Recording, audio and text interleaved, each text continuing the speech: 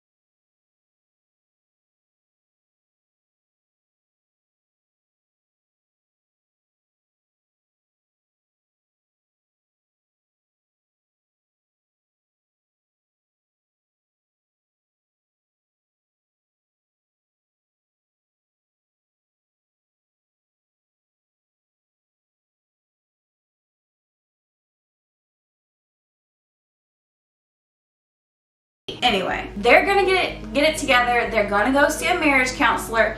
So this is what they do. They had to see a marriage counselor, and on the way in the elevator, on the way up to the marriage counselor's office, Chris gets really mean.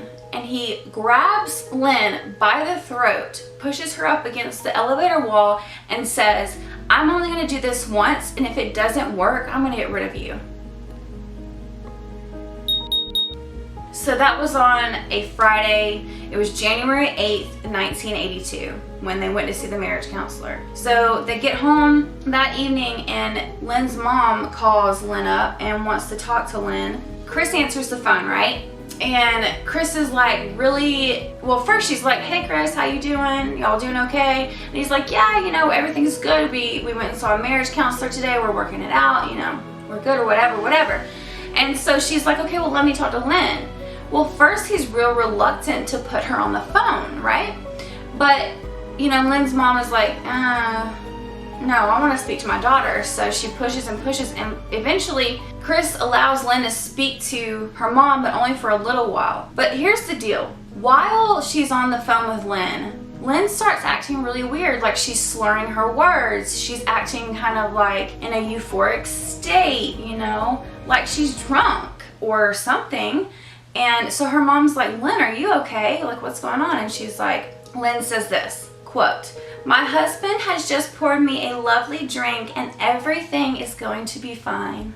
End quote. I don't know if that's something you would say after you just went to a marriage counseling meeting and then you, like your husband had just choked you out in the elevator and like, you know what I'm saying? Whatever. But this is weird because Lyn's mom knows Lyn, and Lyn never drinks. Lyn never did drugs. She never drank a drip of alcohol in her life. And neither did Chris, for that matter. Chris never drank.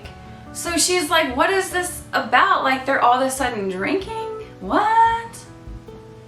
Like, she didn't even take medications. This woman had no reason to be loopy or euphoric at all. So her mom just got really worried, but she ends up finishing the conversation. You know, they say goodbye, good night. Well, she knows she's gonna see Lyn the next day, so she's not too worried. But the next day, Lyn had made arrangements with the children to go see her mother and have a picnic at Northbridge Baths in Northbridge.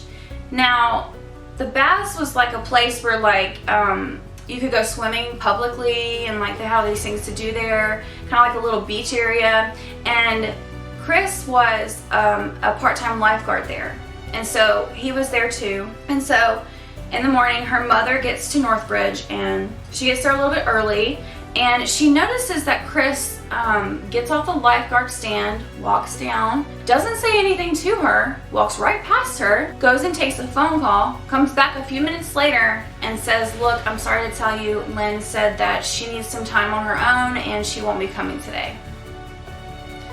And Lyn's mom was like, no, we have plans. Like, she always does things with us. Like, she doesn't flake out on people. She always keeps her plans. This is not like her. And she was drinking last night. What is going on, Chris?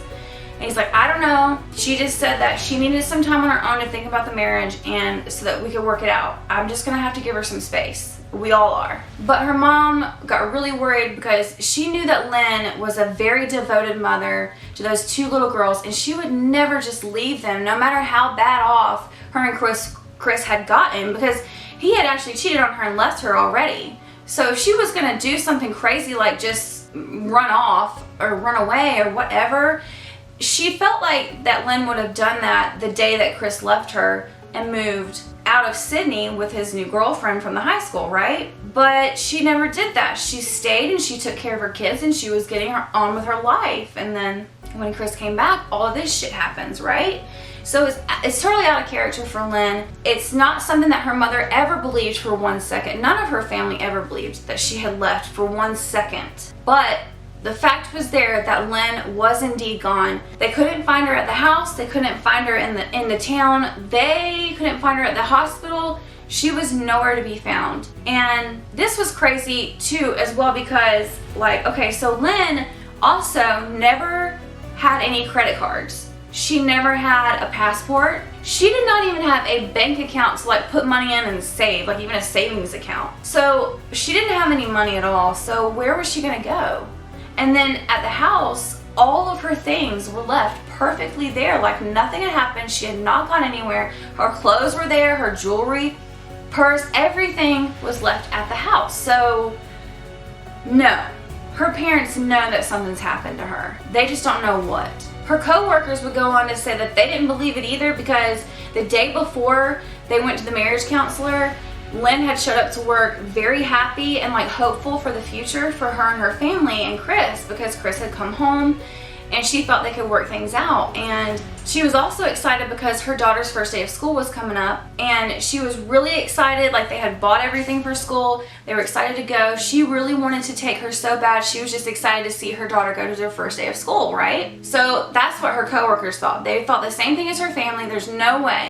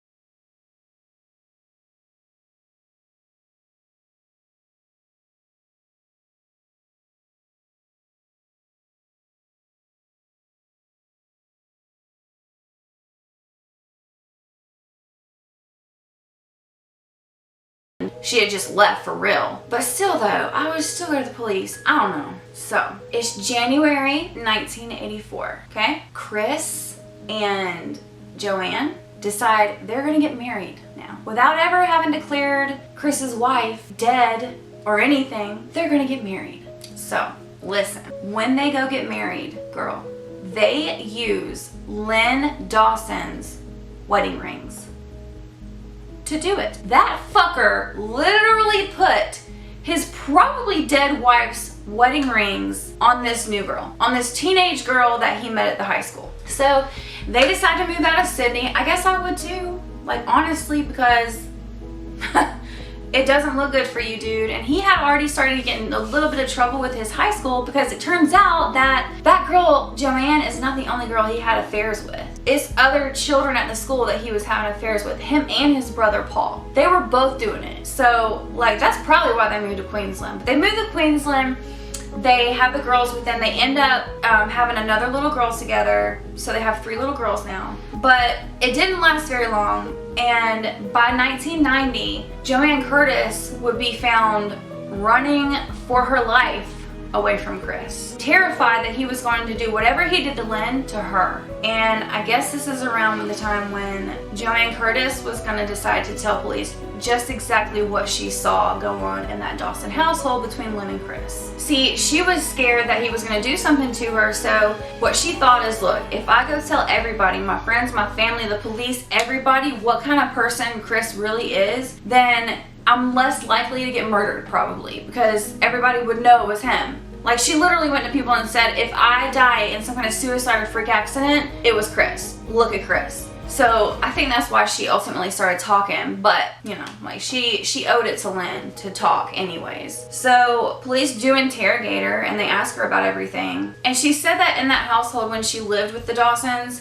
that Chris would be so mean to Lyn, like just emotionally abusive, physically abusive, you know, mentally abusive, any way that he could. Like, he would sing songs about her, like making fun of her, and like one time he flipped up a wet towel, you know, and like whips her across the back with it, with her not even provoking him or even knowing he was going to do it. Like, and he wasn't playing, he just did it to, like, in a malice state. He was just mean, and it really hurt Lyn apparently. And he had shoved her into walls, doors, all kind of stuff. So Joanne saw this happening while she was living with them and babysitting for them. So it kind of makes me wonder, why would you want to be with that guy then?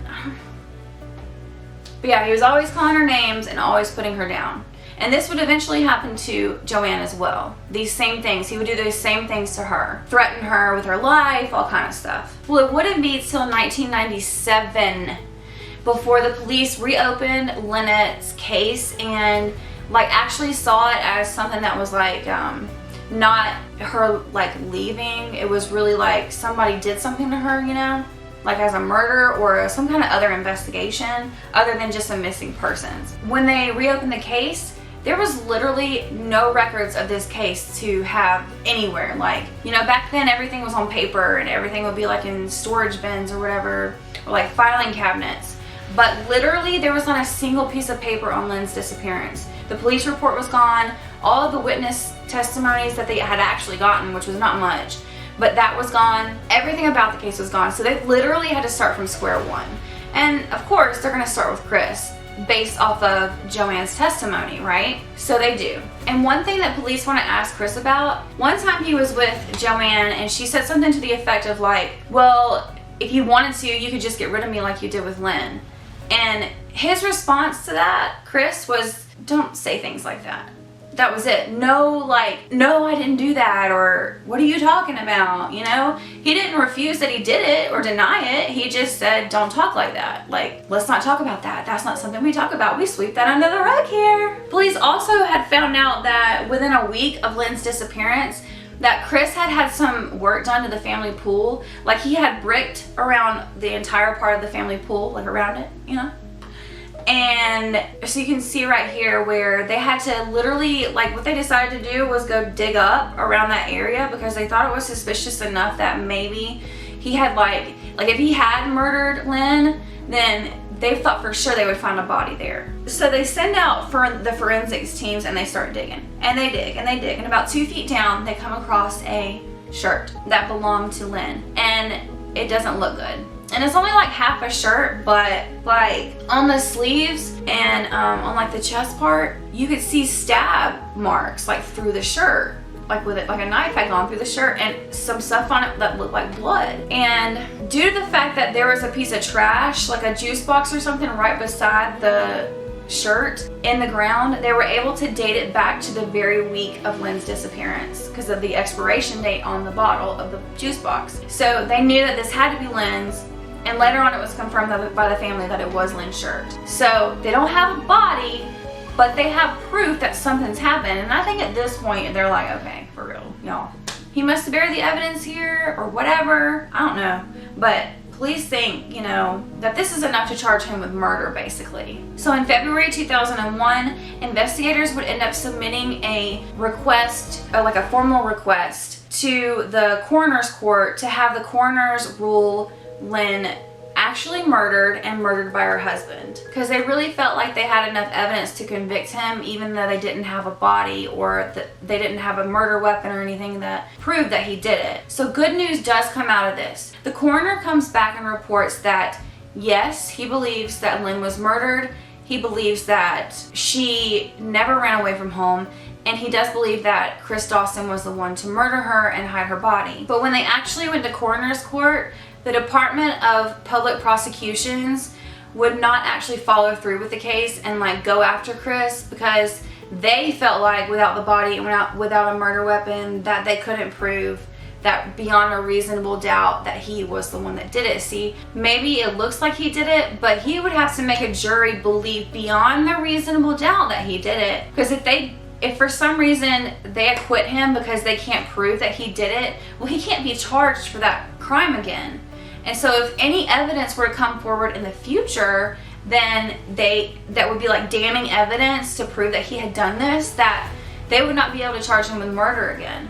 And so they didn't want to go forward with the case. And so a few more years would go by with nothing happening. And it was devastating to the family because, of course, they knew that something had happened to Lyn, but they didn't know what. They didn't know where she was. They couldn't be put at peace and move on and just forgive and move on with their lives because it was always up in the air. And some people even came forward saying that they had seen Lyn, which I don't believe, but I think it just was hard on the family when they couldn't get a conviction and they couldn't even get them to go to court, period. And they have people saying that they saw Lyn when they know that the coroner's even admitted that she's dead. So there's no way somebody saw her. So 2003 comes around.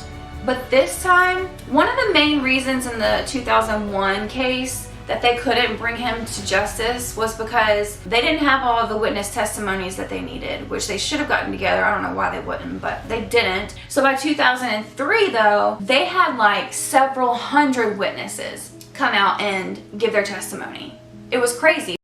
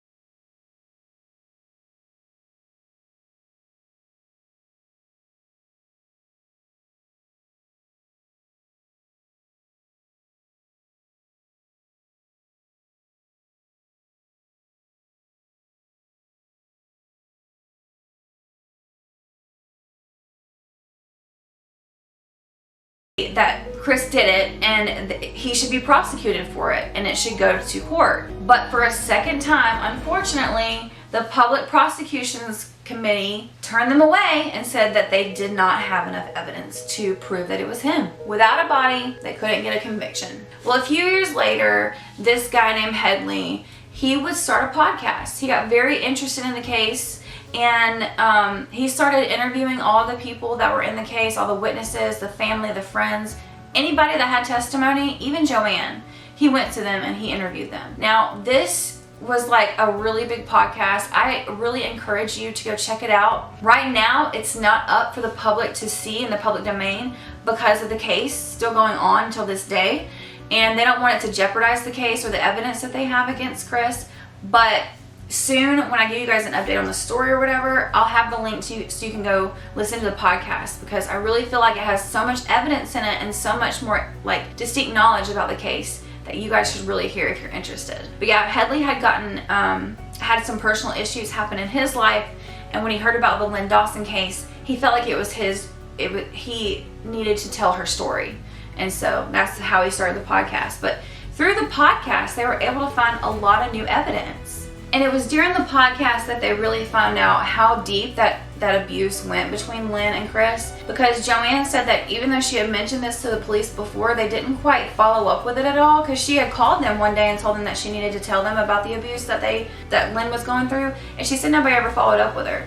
So she was able to give a full testimony of everything that she saw while she lived with the Dawsons, which, you know, really further sank in to people that, yeah, Chris did this. Headley was also able to get a hold of Chris's original statement to the police, which I don't know how, because remember how I said that they didn't have a single piece of evidence or anything having to do with Lyn's disappearance when they opened the case to begin with?